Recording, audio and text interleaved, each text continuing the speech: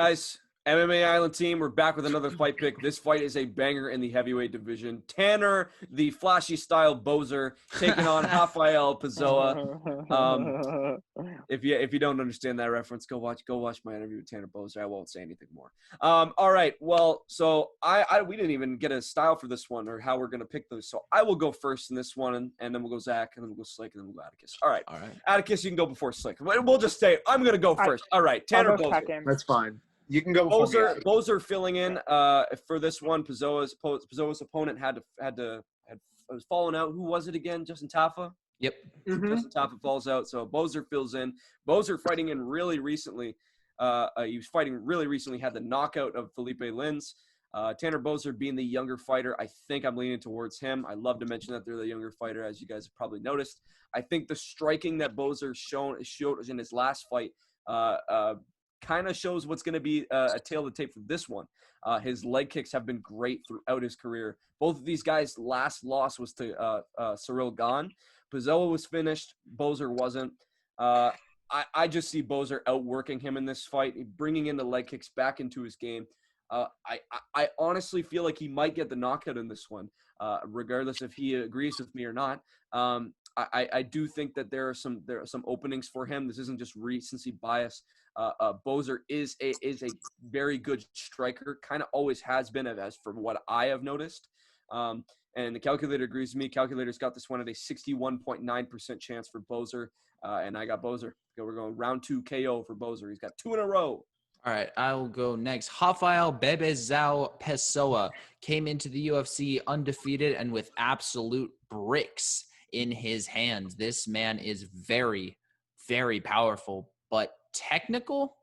Hell no. His technical striking ability is nowhere close to the level of Tanner Boser. Now, Tanner Boser is a rare breed of heavyweight, one that actually fights like he isn't a heavyweight. And I say that because he throws a lot of volume, like most heavyweights don't, and he throws leg kicks. As Michael was mentioning before, those, I think, are the key to his success, because a lot of these heavyweights aren't used to fighting people who leg kick them, which means that they're not used to checking them. And if you fight someone who can't check leg kicks and you throw a lot of them, you're going to win. That is what is going to happen. And if Boser throws these leg kicks enough to stifle Pessoa's movement, that means he can't plant on his legs as easy, which means he doesn't have as much of a base for his power. And as I said before, Pessoa has a puncher's chance, but that puncher's chance can be taken from him if he gets his legs chopped.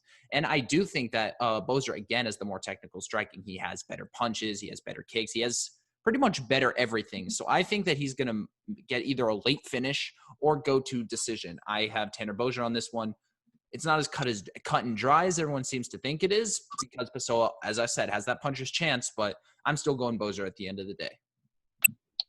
All right. I think you two have pretty much covered what I would say a lot better.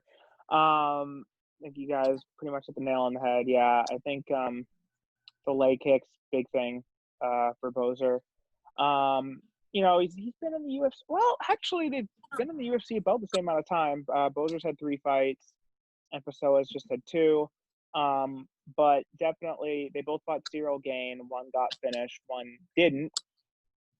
So that was that's a factor in my opinion a little bit.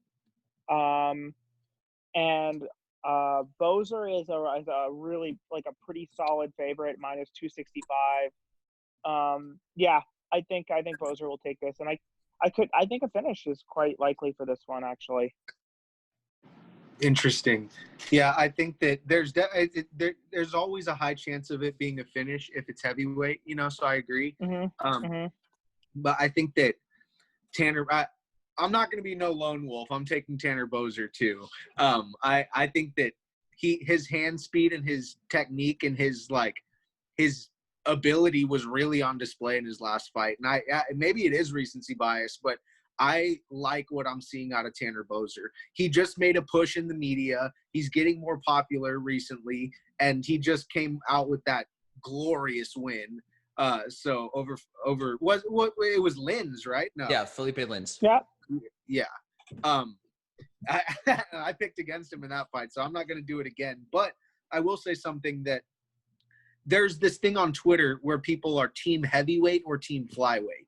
And I consider myself team flyweight, but people were saying, okay, so if Davison Figueiredo is a fighter that team heavyweight can get behind because he hits so hard and he's a fucking then who's a heavyweight the team flyweight can get behind?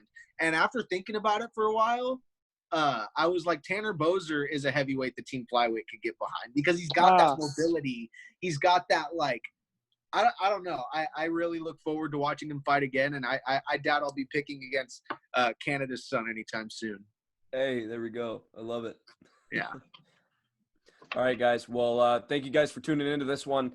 We got a lot more fight picks. This is a huge card with 15 fights. So, and we have videos out for all of them. So go check them out.